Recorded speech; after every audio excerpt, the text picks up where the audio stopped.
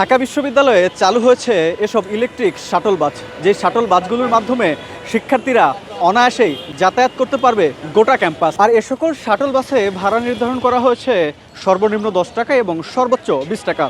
অর্থাৎ ক্যাম্পাসের এক প্রান্ত থেকে অন্য প্রান্ত যেতে শিক্ষার্থীদের খরচ হবে মাত্র 20 টাকা। কার্বন মুক্ত গাড়ি ইলেকট্রিক শাটল, এটা আমরা স্টুডেন্টদের সুবিধার জন্য 4টা গাড়ি ক্যাম্পাসে এখন চালু আছে। আর আমাদের যারা ভলেন্টিয়ার্স আছে, আমাদের ইউনিভার্সিটির স্টুডেন্ট যারা ভলেন্টিয়ার্স, তাদের জন্য 2টা গাড়ি, বিসি স্যার প্রক্টর স্যারের জন্য 1টা গাড়ি।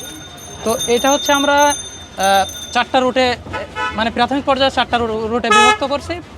তো আমাদের সর্বোচ্চ ভাড়া 20 টাকা স্টুডেন্টদের জন্য এবং সর্বনিম্ন ভাড়া 10 টাকা। আমাদের ভাড়াটা এমনভাবে সিলেকশন করা হয়েছে, দেখা যাচ্ছে কুয়েত মৈত্রী হল থেকে কার্জন হল পর্যন্ত আমাদের যদি একটা রিক্সা নেই তাহলে আমাদের ভাড়া পড়ে 100 টাকা, কিন্তু আমরা 20 টাকা নিচ্ছি মাত্র।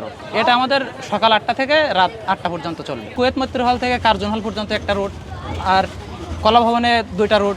এইভাবে আমরা টোটাল ক্যাম্পাসের ভিতরে 4টা রুটে বিভক্ত করছি। এই ঈদে জামা জুতো অ্যাক্সেসরিজের ডিসকাউন্ট।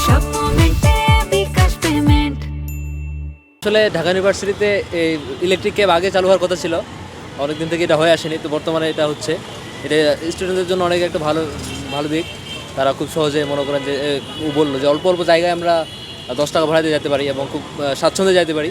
রিক্সা বা অন্যান্য যানবাহন থেকে এটা অনেক শান্তির একটা যানবাহন আর কি বলা যায়। ঢাকা বিশ্ববিদ্যালয়ে ঢাকা বিশ্ববিদ্যালয়ের অভ্যন্তরে যাতায়াত বরাবরই বিড়ম্বনাপূর্ণ। চাই করে যাতায়াত করলে ক্ষেত্র বিশেষে 20 থেকে কোনো সময় 80 টাকাও আমাদের চেয়ে বসে রিক্সাওয়ালারা। তো সেক্ষেত্রে দেখা যাচ্ছে এই গ্রিন ফাউন্ডেশনের মাধ্যমে যে যাতায়াত ব্যবস্থা চালু হয়েছে এই শাটলগুলোর মাধ্যমে, সেখানে থেকে 10 টাকা থেকে আমরা সর্বোচ্চ 20 টাকার মধ্যে খুব সহজে নিরাপদভাবে যাতায়াত করতে পারছি। And it seems to us very much transparent, clear and well plan. এক সময় দেখা গেছে হলের মেয়েরা বলে যে রিক্সাতে উঠলে দেখা যায় যে তাকে অন্য কোথাও নিয়ে যাচ্ছে কিনা, এই ব্যাপারটা একটা ভয় থাকে। এখানে এটা কোনো ভয় নেই, তাছাড়া এখানে ভাড়া কম লাগে। এটা লিড করছে গ্রিন ফিউচার ফাউন্ডেশন। তো এখানে আমাদেরকে প্রথম আমরা সিভি দিয়েছি, তো তারপরে আমাদেরকে ভাইবার মাধ্যমে এখানে আমাদের ইউনিভার্সিটির যারা রানিং স্টুডেন্ট তাদেরকে সিলেক্ট করা হয়েছে। এটা মূলত আমাদের এই যে প্রতিটা গাড়িতে একজন করে ভলেন্টিয়ার থাকবে। তো আমাদের কাজ মূলত হচ্ছে যে আমাদের এই গাড়িতে বহিরাগত কেউ উঠতে পারবে না। তো আমাদের দেখা যাচ্ছে আমরা যেহেতু ইউনিভার্সিটি স্টুডেন্ট, তো আমরা ইউনিভার্সিটি স্টুডেন্ট দেখলে মানে আমরা বুঝতে পারি যে ইনি ক্যাম্পাসের কি ইনি ক্যাম্পাসের না। যদি আমাদের কারো সন্দেহ হয় তখন আমরা তার স্টুডেন্ট আইডি চেক করব। প্রাথমিক পর্যায়ে আমরা 4টা শাটল দিয়েছি পরীক্ষামূলকভাবে।